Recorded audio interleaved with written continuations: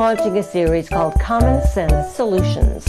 It seems like we're inundated 24/7 with what's bad and awful about the world today, our country. I just thought it'd be a nice change to look back and see what we got right. Well, here's an example.